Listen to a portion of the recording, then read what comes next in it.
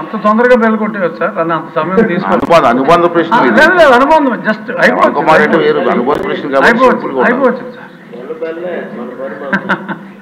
So ఇటువంటి ఆలోచన చేస్తే లోకేష్ గారి స్ఫూర్తితో అన్ని ఊర్లలోనూ ఎటువంటి ధనం అవసరం లేకుండా వాళ్ళే చేసుకుంటారు. ఆ క్రీడా స్ఫూర్తి అనేది చాలా అవసరం కాబట్టి గౌరవనీయులైన మంత్రివర్యుల్ని ఆ దిశగా ఆలోచించమని కోరుకుంటూ మరొకసారి సమయం ఇచ్చినందుకు ధన్యవాదాలు. నరేంద్ర గారు నెక్స్ట్.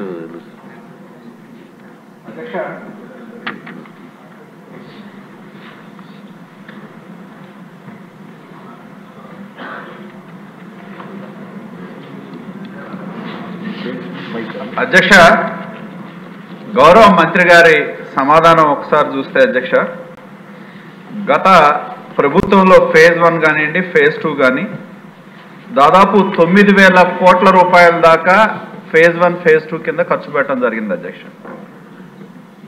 ఇంకా మంత్రి గారి సమాధానం చూస్తే దాదాపు 4,700 కోట్లు ఉంటే కానీ ఫేజ్ 1 ఫేజ్ 2 కింద తీసుకున్న పనులు కంప్లీట్ చేయడానికి అవసరం అని చెప్పి అడిషనల్ ఫండ్స్ కింద చెప్పారు అధ్యక్ష.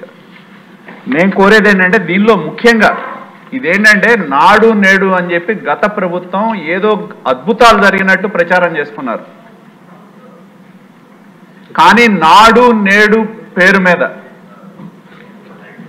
పెద్ద ఎత్తున ఈ రాష్ట్రంలో దోపిడీ జరిగిందనేది వాస్తవం అధ్యక్ష. సెంట్రల్ ప్రొక్యూర్మెంట్ పేరు మీద టెండర్లు పిలిచి స్థానికంగా కావాల్సిన ఫర్నిచర్ కావచ్చు, కొన్ని ఎలక్ట్రిసిటీ కావచ్చు, కొన్ని అంశాలని సెంట్రల్ ప్రొక్యూర్మెంట్లో తీసుకొచ్చి వాళ్ళకు కావాల్సిన వాళ్ళకి టెండర్లు ఖర్చు పెట్టడం ఒక ఎత్తు.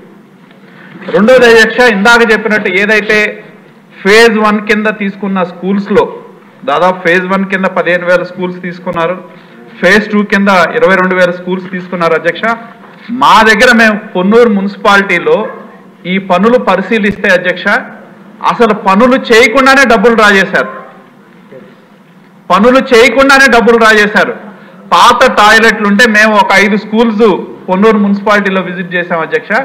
18 లక్షల రూపాయలు రిపేర్ల కోసం పెట్టి 28 లక్షల రూపాయలు, ఆ 28 లక్షల రూపాయలు పనులు చేయకుండా డబ్బులు డ్రా చేయడం జరిగింది శ్రీరామ మున్సిపల్ హై స్కూల్లో.